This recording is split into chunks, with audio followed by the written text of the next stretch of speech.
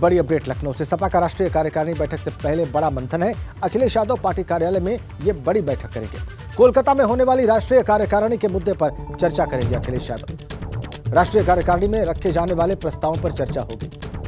ये बड़ी अपडेट। आज पार्टी कार्यालय पर बड़ी बैठक करेंगे अखिलेश यादव और कोलकाता में होने वाली राष्ट्रीय कार्यकारिणी की बैठक पर चर्चा की जाएगी, मंथन किया जाएगा कार्यालय पर। आज 17 से 19 मार्च तक कोलकाता में राष्ट्रीय कार्यकारिणी की बैठक होनी है। उसमें क्या विषय रहे, किस तरीके से बैठक से ज्यादा पार्टी को लाभ हो, इसको लेकर आज ही चर्चा होगी कार्यालय पर और अखिलेश यादव ये चर्चा करेंगे।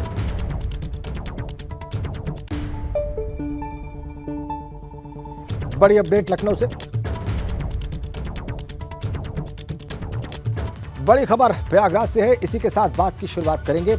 उमेश हत्याकांड में 5 शूटर्स पर इनाम की रकम बढ़ा दी गई है। 5 शूटर्स पर अब 5-5 लाख रुपए का इनाम घोषित कर दिया गया है। पहले इस इनाम की रकम थी 2.5 लाख रुपए, ठीक 2 गुना कर दिया गया इस रकम को और अब यह कर दी गई है 5 लाख रुपए। 5 शूटर्स अभी भी फरार, इसमें अतीक का बेटा असद भी शामिल। इन 5 शूटर्स पर 2.5 लाख से 5 लाख रुपए का इनाम घोषित कर दिया गया है। प्रमुख सचिव गृह संजय प्रसाद ने इस बात का ऐलान किया है। अभी भी ये शूटर पुलिस की गिरफ्त से बाहर। ये देखिए आप आदेश।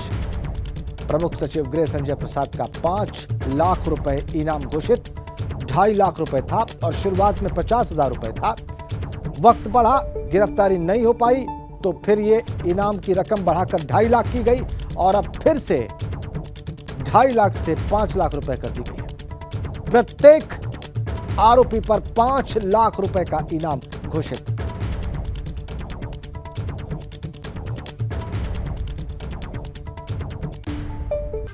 अब हम आपको बताते हैं कि कैसे ये सीक्वेंस हुआ है, कैसे घटनाक्रम आगे बढ़ा है। 4 मार्च को 2.5 लाख रुपए का इनाम असद अहमद पर घोषित किया गया, जो पहले 50,000 रुपए था और 13 मार्च को इस इनाम की रकम बढ़ाकर 5 लाख रुपए कर दी गई। असद अहमद अतीक अहमद का बेटा है। ऐसे ही गुड्डू मुस्लिम इन शूटर्स में से एक। 4 मार्च को इस पर भी इनाम की रकम को 50,000 रुपए से बढ़ाकर 2.5 लाख रुपए किया गया था। 13 मार्च को इस रकम को 2 गुना कर दिया गया, अब यह भी 5 लाख रुपए। गुलाम 4 मार्च को 2.5 लाख रुपए इस पर इनाम घोषित किया गया था 50,000 से बढ़ाकर। 13 मार्च को फिर इसको डबल कर दिया गया, 2 गुना कर दिया गया, 5 लाख रुपए का इनाम घोषित है गुलाम पर। साबिर एक और शूटर, 5 लाख का इनाम 13 मार्च को घोषित किया गया, लेकिन 2.5 लाख का इनाम 4 मार्च को घोषित किया गया था 50,000 रुपए से बढ़ाकर। अरमान एक और आरोपी और शूटर, 5 लाख का इनाम इस पर भी 13 मार्च को घोषित किया गया है। 4 मार्च को 2.5 लाख रुपए का इनाम घोषित किया गया था 50,000 रुपए से बढ़ाकर। तो हमने आपको बताया कि कैसे ये इनाम की रकम पहले 4 मार्च को बढ़ाई गई, फिर 13 मार्च को बढ़ाई गई। 4 मार्च को 50,000 रुपए से बढ़ाकर 2.5 लाख रुपए की गई और 13 मार्च को इसे फिर बढ़ा दिया गया, 2 गुना कर दिया गया, 5 लाख रुपए कर दिया गया। एक बड़ी अपडेट प्रयागराज उमेश पाल हत्याकांड से जुड़ी हुई। शूटआउट अंजाम देने से पहले शूटर्स ने अपने मोबाइल फोन बंद कर दिए थे। वारदात के 1.5 घंटे पहले मोबाइल बंद करके डेटा को डिलीट कर दिया गया था। 5 लाख रुपए के इनामी अरमान का मोबाइल दोपहर 3:35 पर बंद हुआ। दूसरे शूटर्स के फोन भी करीब इसी वक्त के आसपास बंद हो गए थे। अतीक के बेटे एजम का मोबाइल वारदात के 3 घंटे बाद तक ऑन था। एजम का फोन 24 फरवरी को रात 8:08 पर बंद हुआ। इसी वक्त पुलिस ने अतीक के घर पर छापा मारा था। शाइस्ता का मोबाइल फोन 25 फरवरी दोपहर 12:56 तक ऑन था, लगभग दोपहर 1 बजे तक, और फिर दोपहर 12:56 तक व्हाट्सएप मैसेज देखे गए थे शाइस्ता परवीन के फोन पर। आपको बताएं कि शाइस्ता परवीन का फोन ऑन होने के बावजूद पुलिस का लोकेशन ट्रेस न कर पाना पुलिस और एसटीएफ पर कई सवाल खड़े कर रहा है। एफआईआर दर्ज होने के कई घंटे बाद भी शाइस्ता परवीन न सिर्फ अपने मोबाइल फोन का इस्तेमाल कर रही थी बल्कि व्हाट्सएप चैटिंग भी कर रही थी।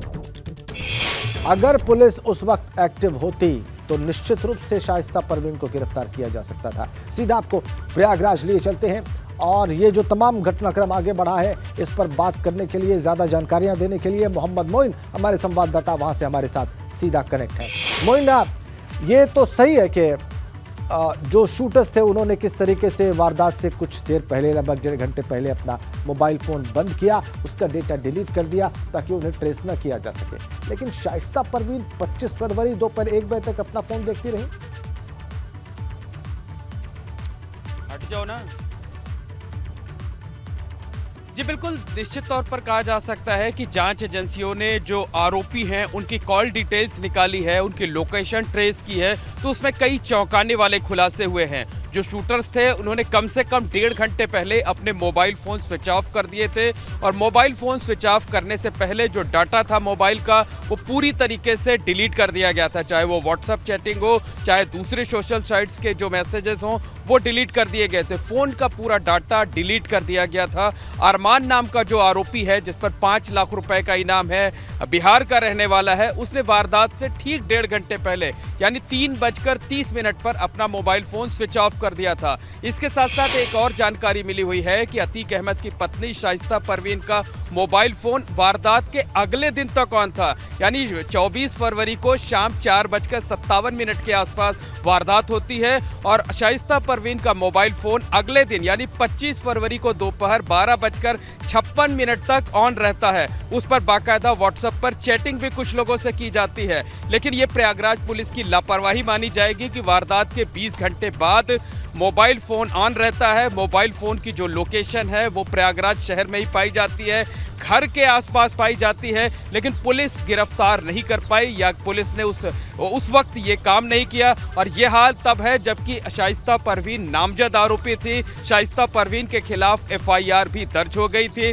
नामजद एफआईआर शाइस्ता परवीन के खिलाफ भी दर्ज हुई थी। तो 20 घंटे बाद भी मोबाइल फोन का ऑन रहना और पुलिस का लोकेशन ट्रेस ना कर पाना, आरोपी को गिरफ्तार ना कर पाना, निश्चित तौर पर जो पुलिस की कार्यप्रणाली है, जांच एजेंसियों की कार्यप्रणाली है, उस पर कहीं ना कहीं सवालिया निशान खड़े करता है और इस बात की तरफ साफ तौर पर इशारा करता है कि इस पूरे मामले में कहीं ना कहीं लापरवाही बरती गई है। ठीक है मोइन, हमारे साथ बने रहिए। और एक और बड़ी अपडेट, उमेश हत्याकांड के जेल कनेक्शन पर आज बड़ी बैठक है। जेल मंत्री धर्मवीर प्रजापति आज एक बड़ी बैठक करेंगे। डीजी जेल आनंद कुमार और प्रमुख सचिव की बैठक में शामिल भी होंगे और बैठक में बरेली से साबरमती जेल के कनेक्शन पर बातचीत होगी। ये बड़ी अपडेट, गैंगस्टर के जेल जाल पर यह बैठक। जेल मंत्री धर्मवीर प्रजापति आज ये बड़ी बैठक करेंगे। कैसे संभव हो पा रहा है जेल से ये सब कुछ, निश्चित रूप से ये उनकी चिंता का केंद्र। और डीजी जेल आनंद कुमार और साथ में प्रमुख सचिव इस बैठक में शामिल होंगे। आज ये बड़ी बैठक जेल मंत्री धर्मवीर प्रजापति की। मंथन होगा कि कैसे बरेली से साबरमती जेलों में रहते हुए अतीक और अशरफ इस हत्याकांड को अंजाम देते हैं, साजिशें रचते हैं, अपराधियों के संपर्क में रहते हैं। यह मुमकिन कैसे हो रहा है जेल में रहकर, इस पर आज ये बड़ी बैठक। खुद जेल मंत्री धर्मवीर प्रजापति, डीजी जेल आनंद कुमार और प्रमुख सचिव इस बैठक में शामिल होंगे। मंथन किया जाएगा कि ये मुमकिन कैसे हो रहा है, अपराधी सक्रिय कैसे हैं, ये बड़े माफिया, ये बड़े अपराधी जेलों में बंद रहते हुए भी कैसे अपनी मनचाही गतिविधियां अंजाम दे रहे हैं। मंथन होना भी चाहिए।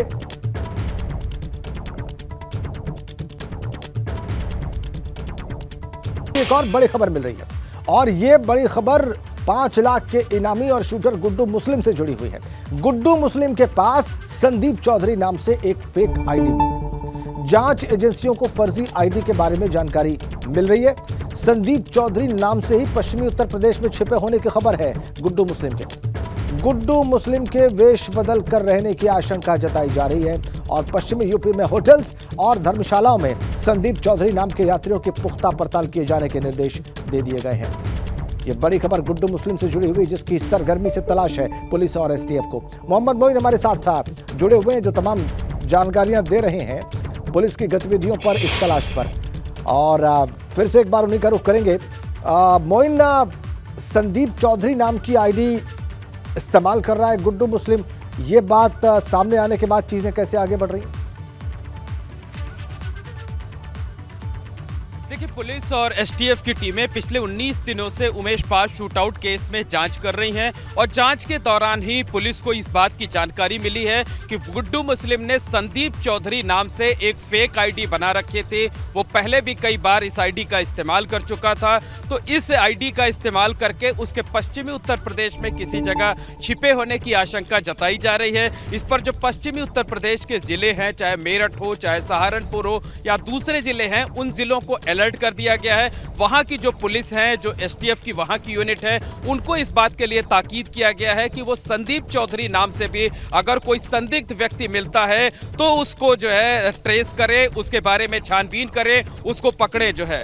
तो निश्चित तौर पर कहा जा सकता है कि संदीप चौधरी के नाम से गुड्डू मुस्लिम ने एक फेक आईडी बना रखी थी और इस फेक आईडी पर वो इस्तेमाल करता था। और आशंका इस बात की है कि उमेश पाल शूटआउट केस को अंजाम देने के बाद जो गुड्डू मुस्लिम है वो संदीप चौधरी नाम से बनी आईडी से कहीं पश्चिमी उत्तर प्रदेश में छिपा हो सकता है। इसी वजह से पश्चिमी उत्तर प्रदेश के जो जिले हैं वहां अलर्ट कर दिया गया है और वहां इस बात के लिए ताकीद की गई है कि वो अगर संदीप चौधरी नाम से कोई संदिग्ध व्यक्ति मिलता है तो उसके बारे में छानबीन करे। और ये भी एक आशंका जताई जा रही है कि वो सफेद दाढ़ी रखकर अपना हुलिया बदल सकता है, भेष बदल सकता है, ताकि लोग आसानी से उसे पहचान ना सकें। बहुत शुक्रिया आपका मोइन, आपने महत्वपूर्ण जानकारियां दी गुड्डू मुस्लिम से जुड़ी हुई।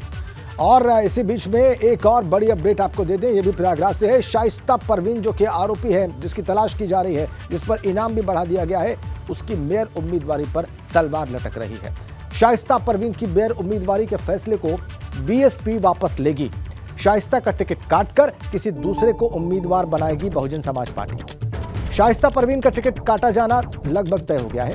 बीएसपी प्रमुख मायावती 2 से 4 दिनों में कभी भी इस बात का औपचारिक ऐलान कर सकती है। मायावती कल ही दिल्ली से लखनऊ पहुंची है। हालांकि शाइस्ता परवीन का सिर्फ टिकट ही काटा जाएगा, फिलहाल वो पार्टी में बनी रहेंगी।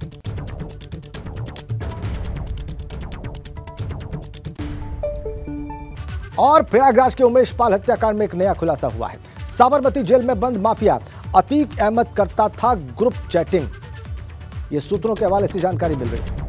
अतीक ने व्हाट्सएप पर एक फैमिली ग्रुप बनाया हुआ था और अतीक के व्हाट्सएप ग्रुप में अशरफ और शाइस्ता परवीन जुड़े हुए थे। अतीक के व्हाट्सएप ग्रुप में असद और दूसरे लोग भी जुड़े हुए थे। साबरमती जेल में व्हाट्सएप ग्रुप बनाकर, फैमिली ग्रुप बनाकर अतीक अहमद चैटिंग कर रहा था और इसमें असद और दूसरे लोग जुड़े हुए थे। मतलब ये कि वो अपने आरोपी बेटे के संपर्क में था, दूसरे लोगों के संपर्क में था, जेल में बैठकर, साबरमती की जेल में बैठकर। दूसरे लोग भी इस ग्रुप में जुड़े हुए थे। पूरा मामला हम आपको बता रहे हैं। साबरमती जेल में बंद mafia Atiq Ahmed group chatting करता था व्हाट्सएप पर। बातचीत के लिए व्हाट्सएप पर उसने एक फैमिली ग्रुप बनाया हुआ था और इसमें असद भी जुड़ा हुआ था, अशरफ और शाइस्ता परवीन भी जुड़े हुए थे। अतीक के व्हाट्सएप ग्रुप में बेटा असद भी जुड़ा हुआ था, जिस पर अब 5 लाख रुपए का इनाम है। एक और बड़ी अपडेट लखनऊ से। सीएम योगी की बिल्डिंग बायलॉज को लेकर बड़ी बैठक होगी। बिल्डिंग बायलॉज में संशोधन की तैयारी में है योगी सरकार। जी, बिल्डिंग बायलॉज से नक्शा पास कराने वाली प्रक्रिया सरल हो जाएगी। बिल्डिंग बायलॉज से भ्रष्टाचार पर भी लगाम लगेगी। आवास विभाग सुबह 11:30 बजे सीएम योगी को इस बाबत प्रेजेंटेशन देगा। तो बिल्डिंग बायलॉज में संशोधन की तैयारी में है योगी सरकार। इससे भ्रष्टाचार कम करने की तैयारी, इससे नक्शा पास कराने की प्रक्रिया को सरल करने की तैयारी, और इसीलिए ये विभाग सुबह 11:30 बजे मुख्यमंत्री योगी आदित्यनाथ को प्रेजेंटेशन देगा।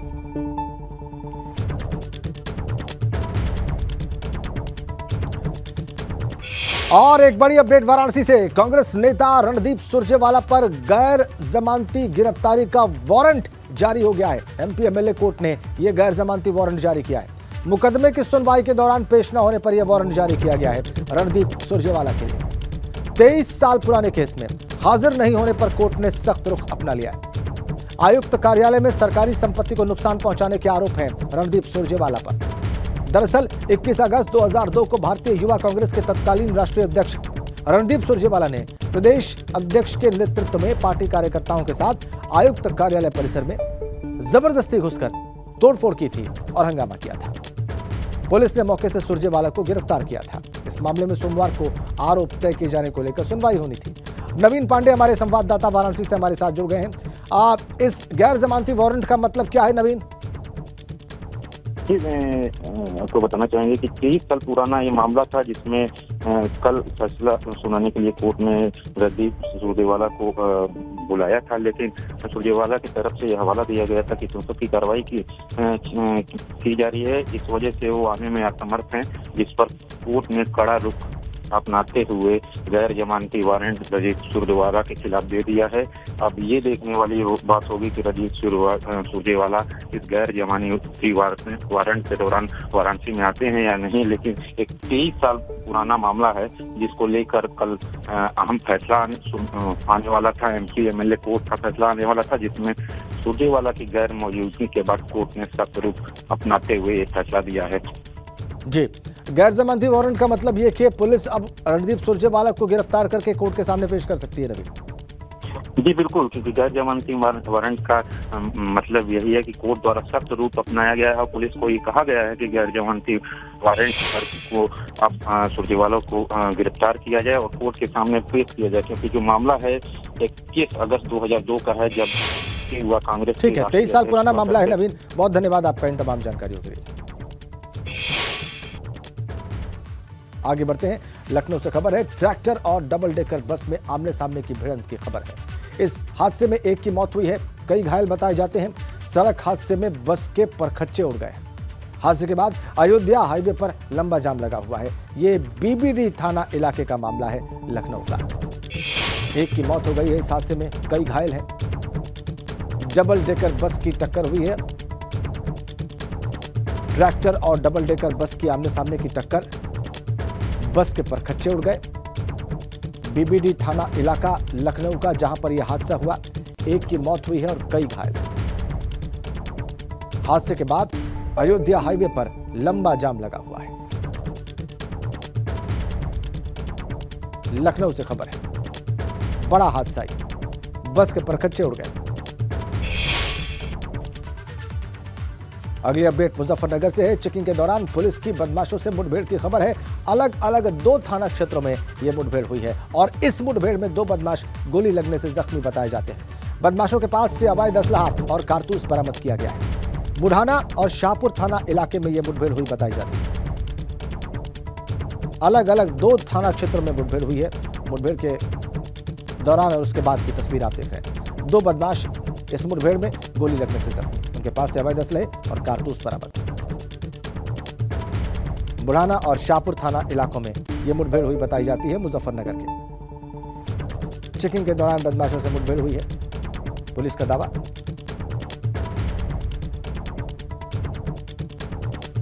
खबर कानपुर से है। गंगा मेले के कार्यक्रम में भिड़ गए हैं 2 गुट और दोनों के बीच लाठी डंडे चलने की खबर है। पुलिस ने दोनों गुटों पर लाठीचार्ज किया है।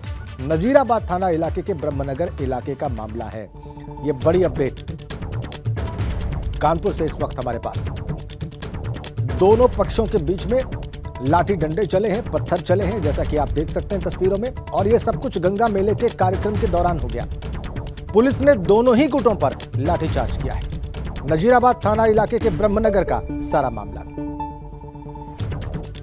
बड़ी खबर कानपुर से, तस्वीरें आपकी स्क्रीन पर इस संघर्ष की 2 गुटों के बीच की।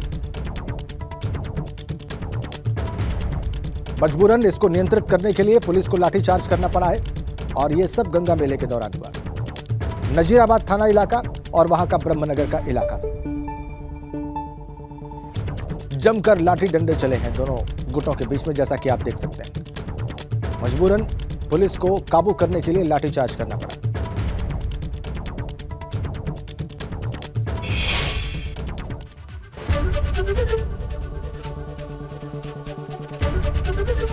एबीपी गंगा, खबर आपकी, जुबान आपकी।